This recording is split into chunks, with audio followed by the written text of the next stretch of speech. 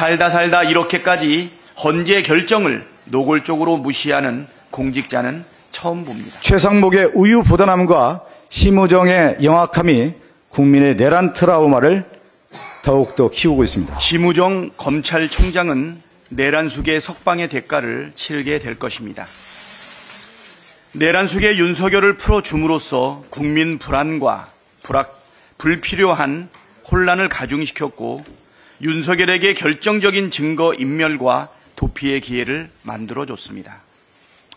외신들은 윤석열 구속 취소가 한국의 정치적 위기와 진영 간 대립을 심화시킬 것이라고 일제히 우려했습니다. 국민의 분노가 하늘을 찌르고 있습니다. 이 모든 사태의 원흉, 심우정 검찰총장은 구구한 변명을 대며 사퇴를 거부했습니다. 일말의 양심과 명예는 온데간데 없고 권력 바라기에 비루함만 남았습니다.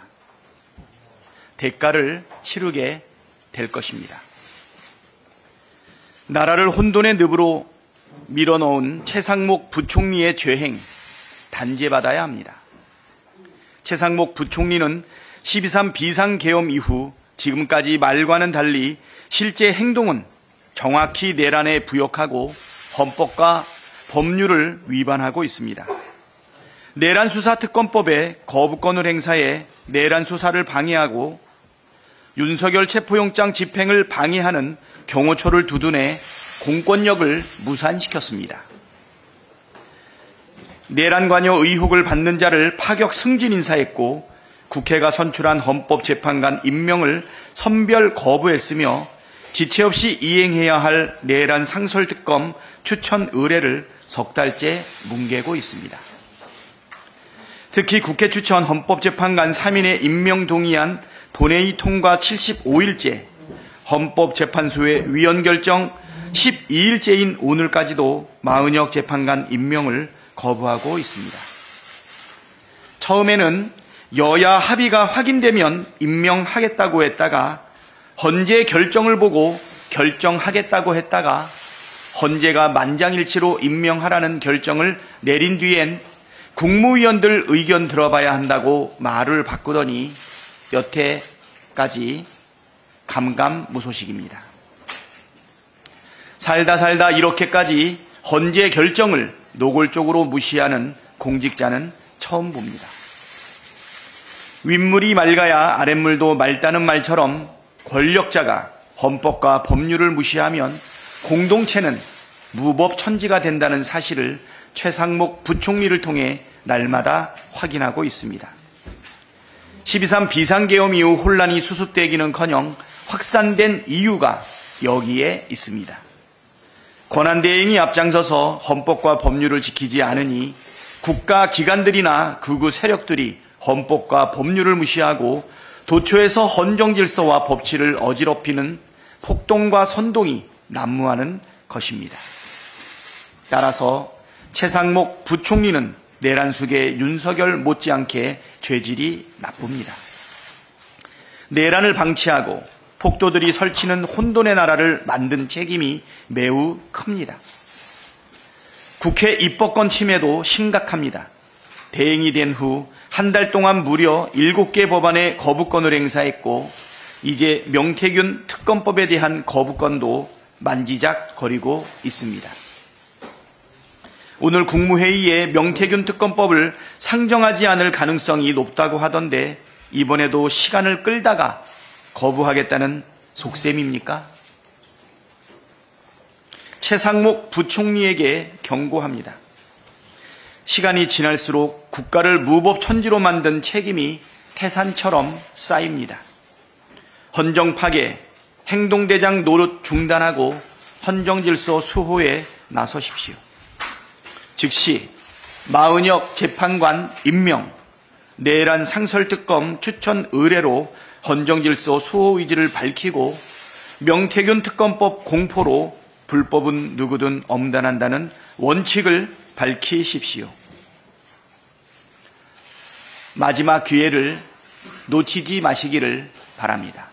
윤석열 내란 수계 대해서 합법을 가정에 도피시킴에 따라서 이 법은 만인에게 평등하다는 원칙은 이제 선언적인 규정이 된 것입니까? 대한민국에 특권 계층이 존재한다는 것을 법원과 검찰이 증명했습니다. 윤석열의 구속기간이 문제라는 중앙지법 지기현 판사에게 묻습니다.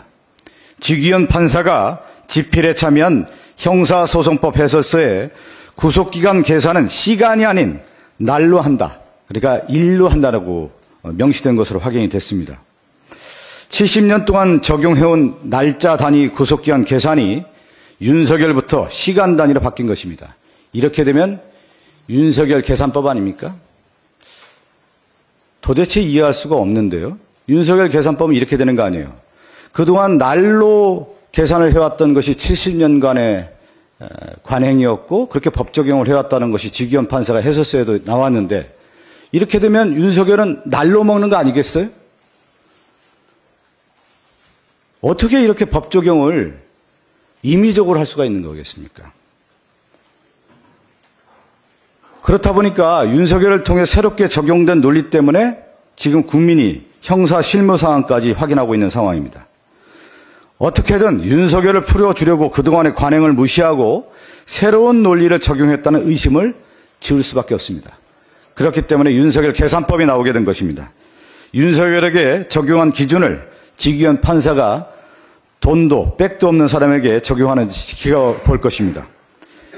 국민이 묻습니다. 이러한 윤석열 계산법에 의한 첫 특혜가 왜 윤석열에게 적용됐는지 묻고 있습니다. 즉시 항고를 포기하며 윤석열 왕정복고를 시도한 심우정 검찰총장에게도 경고합니다. 이번 결정은 검찰 역사의 최대의 오명이 될 것입니다. 완전한 패착입니다. 더불어민주당은 검찰에 누가 윤석열의 비화폰을 받아서 불법적인 일을 해왔는지 그리고 내란에 얼마나 가담했고 윤석열의 복귀를 위해 어떤 법기술을 써왔는지 반드시 밝혀낼 것입니다. 최상목 권한대행에도 한 말씀 드립니다. 좌고우면하며 윤석열 눈치만 보면서 마은혁 재판관 임명을 보류하고 내란 특검도 임명하지 않고 명태균 특검도 수용하지 않는 최상목 권한대행의 책임이 매우 큽니다. 내란 사태를 수습해야 할 본인의 책무를 망각하고 오히려 내란 수계의 복귀를 준비한 것이나 다름없습니다. 대통령 권한대행 자리를 감당할 능력이 없는 내란 대행일 뿐입니다. 위기에 빠진 대한민국을 바로 세우기 위해서 지금 시점에 물러나는 것이 현명한 처사입니다.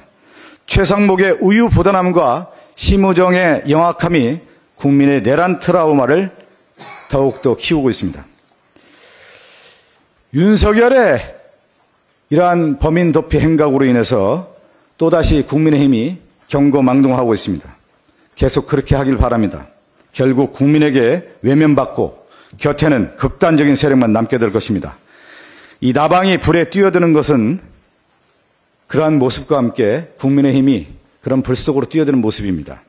지금 시점에서 결정해야 될 일은 지금의 국가의 길을 극복하는 유일한 길은 바로 내란 속의 윤석열을 파면하는 것이 국민의 고통을 덜어주고 위기를 극복하는 길입니다. 이상입니다.